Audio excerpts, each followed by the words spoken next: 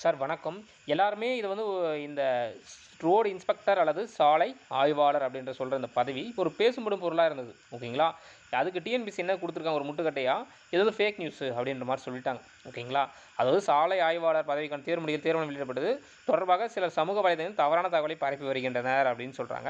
உண்மை நிலை என்னன்னா, மாண்புமை உயர்நீதிமன்ற நீதிப்பேராணை மேல்முறையீடு மனு எண்கள் 2039, 975, 1396, 1470 மற்றும் 1984, 2023இல் 13/8/2020 தேதி தீர்ப்பின்படி சாலை ஆய்வாளர் பதவிக்கான அறிவிக்கையில் கல்வி தகுதி மாற்றி அமைக்கப்பட்ட தேர்வு முடிவுகள் வெளியிடப்பட்டுள்ளது அப்படின்னு சொல்கிறாங்க. ஸோ மதுரை ஹைகோர்ட் என்ன சொல்லியிருக்குன்னா, நாங்கள் அதன்படி தான் நாங்கள் இது பண்ணுறோம் அப்படின்னு சொல்கிறாங்க. அதே மதுரை ஹைகோர்ட் தானே இப்போ ஃபைனலுக்கு வெளியிட சொல்லியிருக்காங்க. அதெல்லாம் பண்ணலாம்ல டிஎன்பிசி.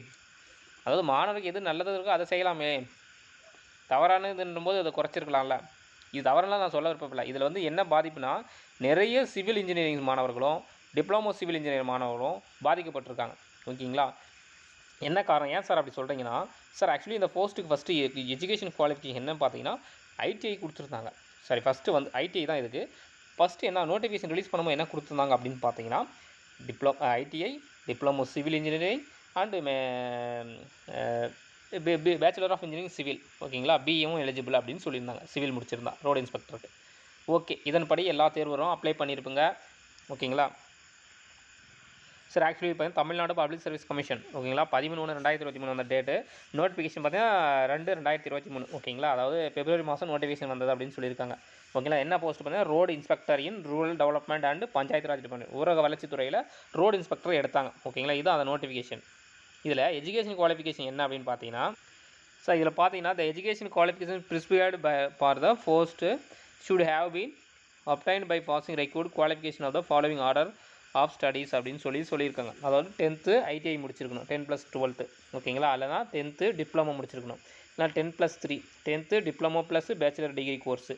ஓகேங்களா? இல்லைனா 10th 12th டிப்ளமோ முடிச்சிருக்கலாம், 10+2+2. ஓகேங்களா? அடுத்தது பார்த்தீங்கன்னா 10+2+4, 10th முடிச்சிருக்கணும், அதுக்கப்புறம் 12வது படிச்சிருந்துருக்கணும், அதுக்கப்புறம் 4 இயர்ஸ் அந்த இன்ஜினியரிங் குவாலிஃபிகேஷன். இன்ஜினியரிங் எத்தனை வருஷம்? 4 வருஷம். அதான் 10+2+4. ஓகேங்களா? ஸோ இதெல்லாம் இருந்தால் நீங்கள் எலிஜிபிள் அப்படின்னு சொல்லியிருக்காங்க. ஓகேங்களா? ஸோ நோட்டிஃபிகேஷனில் இப்படி கொடுத்துருக்கும்போது ஸோ எல்லா மாணவர்களும் என்ன பண்ணியிருக்காங்க, அப்ளை பண்ணியிருந்தாங்க. ஆனால் ஃபைனல் இந்த ஆன்சர் கீ வெளியிடும்போது என்ன பண்ணியிருக்காங்க அப்படின்னு பார்த்தீங்கன்னா,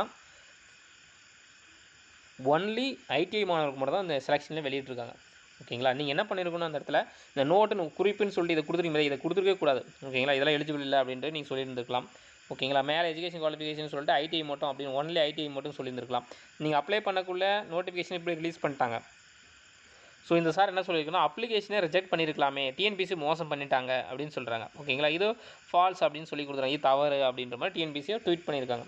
சார் அவர் வந்து தவறானு சொல்ல சார், நீங்கள் இந்த மாதிரி சொல்லியிருக்கீங்க இல்லைங்களா, ஐடிஐயும் டிப்ளமோ அதெல்லாம் சிவில் அண்ட் சிவில் இன்ஜினியரிங்லாம் எலிஜிபிள்னு சொல்லி தானே அப்ளிகேஷன் போட்டோம். இதுக்காக இவங்க எத்தனை வருஷம் நம்பி இருந்தாங்க இல்லைங்களா? எப்போ பார்த்துக்கோங்க, பிப்ரவரியில் வந்து எக்ஸாம், பிப்ரவரியில் நோட்டிஃபிகேஷன் ரிலீஸ் பண்ணி எக்ஸாம் எழுதிருந்தது எத்தனை வருஷம், கிட்டத்தட்ட அவங்க பார்த்தீங்கன்னா 1 இயருக்கு ஆகிடுச்சு. இப்போ 1 இயர் கிட்டத்தட்ட ஒரு 8 மந்த் ஆகிடுச்சு. இப்போ நவம்பரில் வெளியிட்டாங்க திடீர்னு ரிசல்ட்டு. ஓகேங்களா? ஸோ நீங்கள் நோட்டிஃபிகேஷன் வெளியிடும் போதே இப்போ இனி வரும் காலங்களில் நீங்கள் அந்த மாதிரி ஒரு குவாலிஃபிகேஷனை செட் பண்ணி வச்சுருந்துருக்கலாம். ஏன்னா நோட்டிஃபிகேஷன் ரிலீஸ் பண்ணும்போது நீங்கள் இப்படி ரிலீஸ் பண்ணிட்டீங்க. ஸோ இப்போ அவன் அப்ளை பண்ண ஆஸ்பிரண்ட் எல்லாம் நல்ல மார்க் இருக்கணும், அவங்களுக்கு கண்டிப்பாக போஸ்டிங் போட்டு தான் ஆகணும். ஸோ ஆனால் இல்லை, மொத்தம் ஒரு 30,000 பேருக்கு மேலே அப்ளை பண்ணியிருந்தாங்க. அதில் ஒரு 27,000 பட்டதாரிகளும் டிப்ளமோ சிவில் முடித்தவங்கள தான் இருந்தாங்க. ஓகேங்களா? அதனால் அவங்க அப்ளிகேஷன் ஃபுல்லாகவே ரிஜெக்டட்ன்றதை விட என்ன சொல்லுது, சாரி, அவங்க ரிஜெக்டே பண்ணியிருந்தா இவங்க அப்பயே ஓகே ரிஜெக்ட்னு விட்டுட்டு போயிருந்துருக்கலாம். அவங்க தான் ரிசல்ட் வரும்னு வெயிட் பண்ணிட்டு இப்போ அவங்க நம்பரெல்லாம் கட் பண்ணிவிட்டு ஒன்லி ஐடி ஸ்டூடெண்ட் மட்டும் தான் எடுத்திருக்காங்க. ஓகேங்களா? அதனால தான் இந்த மாணவர் ரொம்ப மன உளைச்சலில் சொல்லியிருக்காங்க, நான் இதை தவறு அப்படின்னு டிஎன்பிசி ஒரு முட்டுக்கட்டையை போடுறாங்க. இது எந்த வித நியாயம் தெரியல, இது சமூக அநீதி தான். ஓகேங்களா? நீங்கள் அப்ளிகேஷன் போடக்குள்ளே நீங்கள் அதெல்லாம் இல்லைன்னு சொல்லியிருந்துருக்கலாம். இன்னும் கூடிய சீக்கிரம் என்ன ஆக போகுதுன்னு தெரியல. இந்த எதுக்குன்னா குரூப் 4க்கு 10th குவாலிஃபிகேஷன், அப்புறம் நீ 10th தான் படிச்சிருக்கணுமா? இப்போ என்னோட குவாலிஃபிகேஷன் என்னன்னா, என்னுடைய கொஷின் என்ன அப்படின்னா, இப்போ குரூப் 4னா 10th மட்டும் தான் சொல்லு குவாலிஃபிகேஷன்றீங்களா? அப்போ அதுக்கு மேலே படிச்சிருக்காங்களே, அப்போ அது எப்படி எலிஜிபிள் எடுத்துக்கலாமா? அது தப்பு தானே. அப்போ எடுத்துக்கூடாது, 10th முடிச்சவங்க தான் எழுதணும் இல்லையா? நீங்கள் அவங்களுக்கு மட்டும் தான் ரிசல்ட் வெளியிட்டிருக்கணும். அதே மாதிரி இதுக்கு வருவோம். இப்போ ரோடு இன்ஸ்பெக்டர்னு பார்க்கும்போது ஐடிஐ மட்டும் முடிச்சிருக்கணும், ஐடிஐ சிவில் முடிச்சிருந்துருக்கணும். ஓகேங்களா? அந்த ஐடிஐ சிவிலில் அதுக்கு மேலே தான் என்னது டிப்ளமோ சிவில், அதுக்கு மேலே தான் இன்ஜினியரிங் சிவில், அதை முடிச்சிருக்கவங்களுக்கும் ஒரு இது தானே.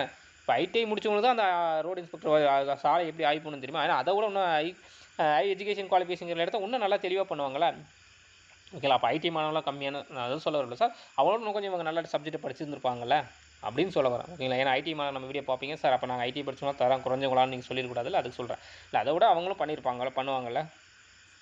ஆனா இது என்ன இது நியாயம்னு எனக்கு தெரியல சார். ஓகேங்களா? இப்போ இதே மாரி எல்லா எக்ஸாமும் கொண்டாந்துருக்கலாம்ல. அப்போ நீங்க குரூப் 4 கொண்டாந்துருக்கணும். குரூப் 2க்குனா இன்டர்வியூ மட்டும் தான் முடிச்சிருந்துருக்கணும்.